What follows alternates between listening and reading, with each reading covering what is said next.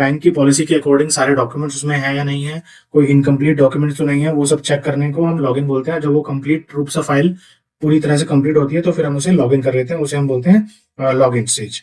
जब हमारी file login हो जाती है तो दूसरा टास्क हमारे बीसीएम का ये होता है कि लॉगिन करने के बाद सारी जो क्रेडिट वेरिफिकेशन होती हैं, जिसमें हम civil, FI, field investigation, valuation, legal और अलग तरह की वेरिफिकेशन होती हैं, वो सबको इनिशिएट करना होता है। तो वो हम इनिशिएट करते हैं, उसे हम रिपोर्ट इनिशिएशन बोलते हैं। देन उसके बाद हमारा जो क्रेडिट मैनेजर है वो एलिजिबिलिटी चेक करता है कस्टमर की according to the product and policy. अगर आपने पर्सनल लोन के लिए अप्लाई किया हुआ है तो आपकी कितनी सैलरी है, कितने आपके एग्जिस्टिंग लोन्स हैं, कितने टाइम से आप जॉब कर रहे हैं, उसके अकॉर्डिंग हम बैंक की क्या पॉलिसी है, कितना लोन दे सकते हैं या नहीं दे सकते हैं, इन सबको चेक करने के लिए एलिजिबिलिटी चेकिंग प्रोसेस होता है। देन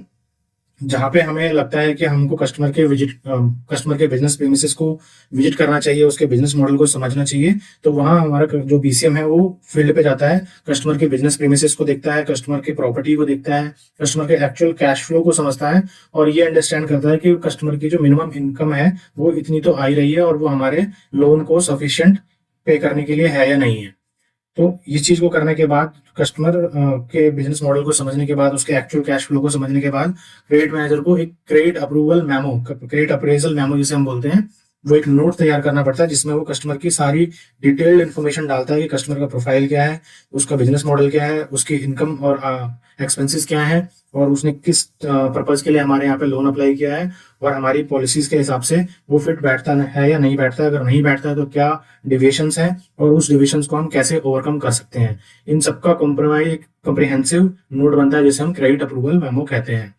और साथ ही साथ वो उसके कैश फ्लो के बेसिस पे उसकी एलिजिबिलिटी निकालता है, उसके एग्जिस्टिंग लोन्स को माइनस करके उसकी फाइनल कैश फ्लो को निकालता है, जिसे हम सीईटी बोलते हैं, जो कि जनरली एक एक्सेल के अंदर बनाई गई होती है। इसके बाद जब वो सारी चीजें चेक करने के बाद, सारी वेरिफिकेशन रिपोर्ट देखने के बाद, पीडी करने के बाद,